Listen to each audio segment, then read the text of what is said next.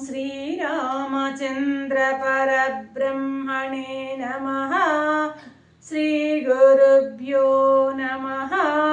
श्रीमात्रे नमः। श्रीगणेशाय नमः।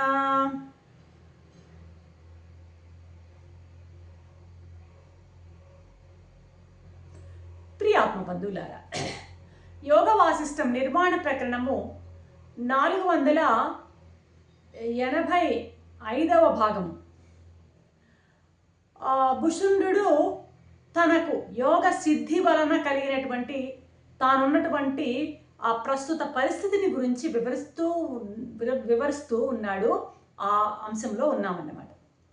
అంటున్నాడు భుషుముడు, అయ్యా వశిష్ఠ మహర్షి, అనేకంగా కనిపించేటువంటి ఇదంతా కూడాను అనాది, అనంతం, అనామయం, చిద్రూపం అని నేను బాగా తెలుసుకున్నాను.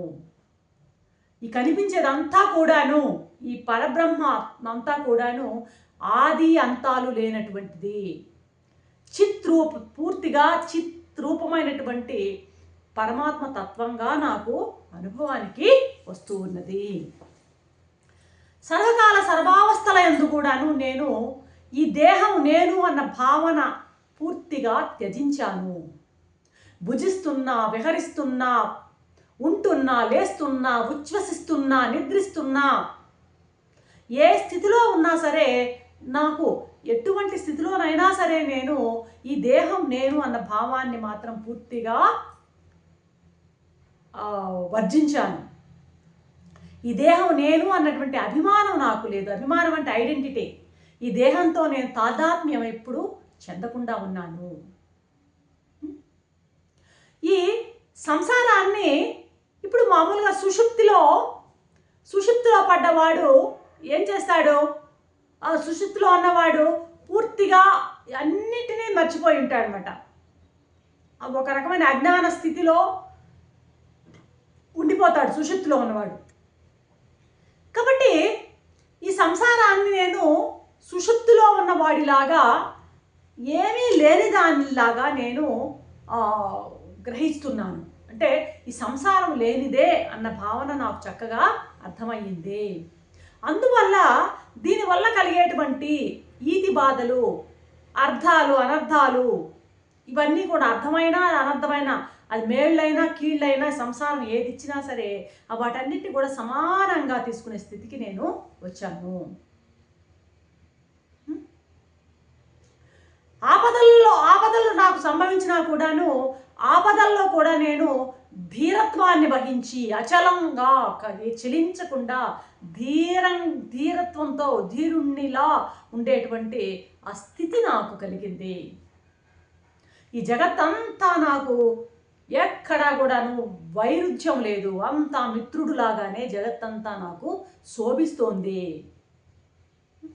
అహంకారం అనేటువంటి బురదను పూర్తిగా కడుక్కున్నాను నేను. అహంకారం అంటే ఏంటి? ఈ దేహమే నేనున్న భావాన్ని అహంకారం, పరిమిత అహంకారం అంటాం అన్నమాట. ఈ అహంకారం అనే బురదని బాగా కడుక్కున్నాను నేను. కాబట్టి అహంకారము లేదు, మమకారాన్ని కూడా వదిలించుకున్నాను. ఈ దేహంపై నాకు మమకారము లేదు. ఈ దేహం నాది అన్న అహంకారము లేదు, దీనిపై మమకారము లేదు. అహము మమ రెండు నేను వదిలిపెట్టాను. ఏ పని చేస్తానో, ఏ పనిలో ఉంటానో, దేన్ని తింటానో దాన్ని అభిమానం వదిలి ఆచరిస్తాను. అంటే దాని మీద కాంక్షతో కాక, కోరికతో కాక, ఫలాపేక్షతో కాక ఏ పనైనా కూడా చేసేటువంటి స్థితి నాకు అబ్బింది.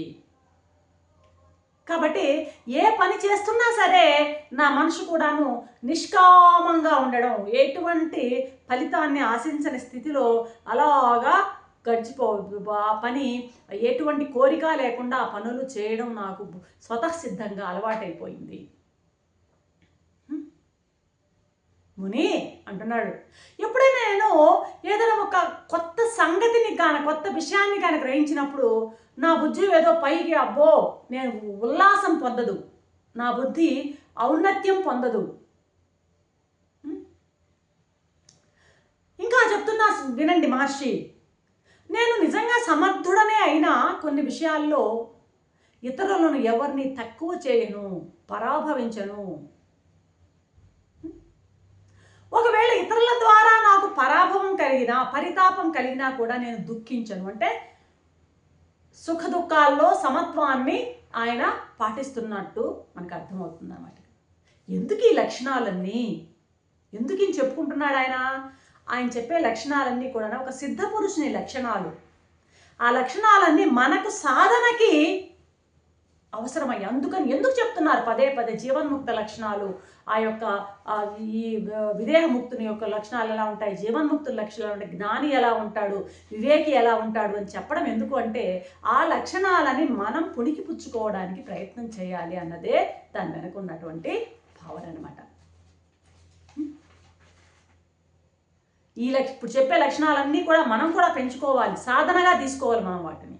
అందుకొరకు అంటున్నాడు, నేను పేదవాడినైనా ఏది కోరనయ్యా, ఎవరిని యాచించను, దేన్ని కోరను.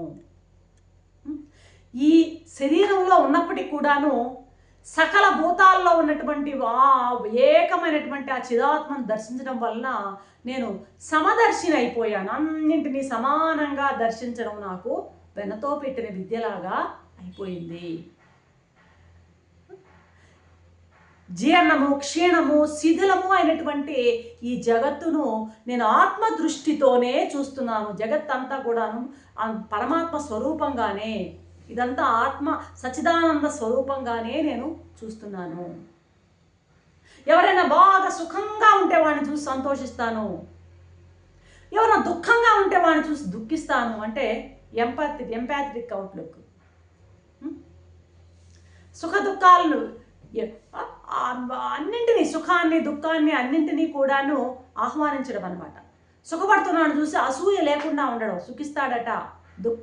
దుఃఖం కలిగిన వాడిని చూస్తే ఈయనకు కూడా దుఃఖం పెళ్ళుకి వస్తుందట. అందరికీ కూడాను ప్రియమిత్రునిగా, ఇవన్నీ లక్షణాలు సిద్ధపురుషుని యొక్క లక్షణాలు. మళ్ళీ ఒక్కసారి మనం గుర్తు చేసుకుంటున్నాం. ప్రియమిత్రుడిలాగా ఉంటాను, ఆపదలో ధీరుడులాగా, కొండలాగా నేను ఉంటాను. కాబట్టి భావాలు అభావాల పట్ల నాకు మమకారం ఎప్పటికీ లేదు సుమా అంటున్నాడు. భావం అంటే ప్రజెంట్, అభావం అంటే యాబ్సెంట్, ఉండడము లేకపోవడం రెండూ నాకు సమానమే.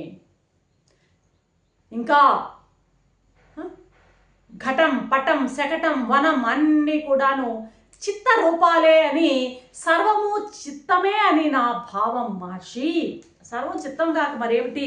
కనిపించే ప్రతి పదార్థం కూడాను మన మనసులో కల్పితమైనటువంటి ఆ కల్పనే తప్ప మరొకటి లేదు అన్నది కదా వాగవాసిష్టం చెప్తోంది. అసలు ఆ పదార్థాలు ఏవి లేవు, అదంతా కూడాను నీ మనసు యొక్క కల్పనే. నీ మనోశక్తి దాని మీద ప్రసరించకపోతే ఆ గేయం మీద ఈ జ్ఞానం కాస్త ఆ గేయం మీద పడి ఆ గేయాన్ని లోపలికి తీసుకొస్తేనే నీకు ఆ జ్ఞానం తాలూకు అనుభవం, గేయం తాలూకు అనుభవం వస్తుంది అన్నది యోగ వాసిష్టం యొక్క మూల సూత్రం అన్నమాట. కాబట్టి అన్నీ కూడాను చిత్త రూపాలే అని మాకు రూఢీగా నాకు అర్థమయ్యింది. కాబట్టి ఓ మునిశ్రేష్ఠ, ఇలా నేను త్రిలోకాలలో, ఈ 3 లోకాల్లో కూడాను, ఆ 3 లోకాలు ఒక కమలం అనుకుంటే ఆ కమలంలో తుమ్మెదలాగా నేను చిరంజీవిగా నివసిస్తూ భుసుండు అనేటువంటి కాకిగా నేను ప్రసిద్ధుడనై ఉన్నానయ్యా. ఈ విధంగా ఇలా బ్రహ్మం అనేటువంటి సాగరంలో నేను ఆ తరంగాలు లాగా ఉన్నటువంటి ఆ బ్రహ్మం అనేటువంటి సముద్రంలో తరంగాలు ఏంటవి? ముల్లోకాలు అనమాట. ఈ తరంగాలు అనేటువంటి ముల్లోకాల స్థితిగతులు నేను చూస్తూనే ఉన్నాను. అవి ఆవిర్భావ తిరోభావాలన్నీ కూడాను నేను గమనిస్తూనే ఉన్నాను. ఆ లోకాలన్నీ పుట్టడము, మళ్ళీ స్థితి కలిగి ఉండడము, నశిస్తూ ఉండడము, వీటన్నిటినీ నేను ఈ దృశ్య రూపంగా నేను ఎన్నో అనేకమైనటువంటి అనంత కాలంలో నేను దర్శిస్తూనే ఉన్నాను. కాబట్టి ఓ వశిష్ఠ మహర్షి, జ్ఞాన పారంగుతుడమైనటువంటి బ్రహ్మ అంటాడు వశిష్ఠ మహర్షిని ఇక్కడ. నేను చిరంజీవిని ఎలా అయ్యాను అని, ఇక్కడ ఎందుకున్నాను అని తమరు అడిగారు, తమరి యొక్క ఆజ్ఞను పాలించి నేను ఇదంతా కూడాను మీకు ఏకరువు పెట్టాను అంటూ ముగించాడు వసుంధుడు. వెంటనే వశిష్ఠుడు, భగవాన్ మీ ఆత్మకథ ఎంతో అద్భుతంగా చెప్పారయ్యా, చాలా సంతోషం. సరే, ఇక మీరు సుఖంగా ఉండండి. నేను వచ్చి మిమ్మల్ని ఈ విధంగా గతమంతా కూడాను తవ్వి వెలికి తీసి నేను మిమ్మల్ని ప్రయాస పెట్టాను. ఇక నేను వెళ్ళొస్తాను. మధ్యాహ్నం అయ్యింది, నేను బయలుదేరిపోతానని ఈయన ఉద్యుక్తుడయ్యాడు వెళ్ళడానికి. మీరు నా వెంట రాకండి అని చెప్తాడు వశిష్ఠుడు. అయినా అతిథి మర్యాద కదా, వసుంధుడు ఆయన వెనక వచ్చి సాగనంపి మళ్ళీ వెనక్కి వెళ్ళిపోయాడట. రాముల వారితో చెప్తున్నారు వశిష్ఠుడు ఇదంతా. రామా, అలా అప్పుడు కృతయుగంలో కలిశాను నేను ఆయన్ని, మళ్ళీ ఇప్పుడు త్రేతాయుగంలో, మళ్ళీ ఇప్పుడు రాముడి కాలం త్రేతాయుగం కదా, కృతయుగంలో అప్పుడు కలిశాను, ఇప్పుడు మళ్ళీ త్రేతాయుగం మధ్యలో నేను మళ్ళీ ఆయన్ని కలిశాను అంటాడు. అంటే చూడండి ఆ జన్మలు ఎంత దీర్ఘకాలమైనటువంటి ఆయుష్ వాళ్ళది అర్థమవుతుంది ఇక్కడ. కాబట్టి ఇప్పుడు నీవు వసుంధుడి యొక్క వృత్తాంతం అంతా కూడా నీకు వివరించాను కదా, మరి నువ్వు ఏం చేయాలనుకుంటావు? వసుంధుడు ఏం చెప్పాడు? యోగాన్ని చెప్పాడు. ఆల్రెడీ జ్ఞానాన్ని మనం తెలుసుకొని ఉన్నాం. నీకు యోగం కావాలా లేక జ్ఞానం కావాలా? ఏదో కావాలో నీవే నిర్ణయించుకోరామా. నువ్వు యోగాన్ని ఒకవేళ నేను అవలంబిస్తానని యోగాన్ని అవలంబించినా అది చివరికి జ్ఞానానికే నిన్ను తీసుకెళ్తుంది, జ్ఞానానికి నేను చేరుస్తుంది, సందేహం లేదు. కాబట్టి నీవు జ్ఞాన మార్గంలో కనుక నువ్వు కృషి చేయాలనుకున్నట్టువా, యోగం వద్దు నా జ్ఞాన మార్గంలో కృషి చేయాలని నువ్వు అనుకున్నట్లయితే శ్రవణ మనన నిధిధ్యాసనలతో నీవు తరించు. ఎప్పటికైనా ఆ విధంగా శ్రవణ మనన నిధిధ్యాసలతో పట్టుకుని కానీ నువ్వు నడిచినట్లయితే ఎప్పటికైనా నువ్వు ఆ చైతన్య రూపుడైనటువంటి ఆ పరమాత్మను నీవు దర్శించగలవు. అదే ఉన్నది ఆ ఒక్క సచిదానంద పరబ్రహ్మమే అనేటువంటి దృఢమైనటువంటి జ్ఞానం నీకు కలుగుతుంది రామా అంటూ ముగిస్తున్నారు వశిష్ఠ మహర్షి. రేపటి ఎపిసోడ్లో ఏం చెప్తారో చూద్దాం. అంతవరకు సెలవు. సర్వం శ్రీరామ.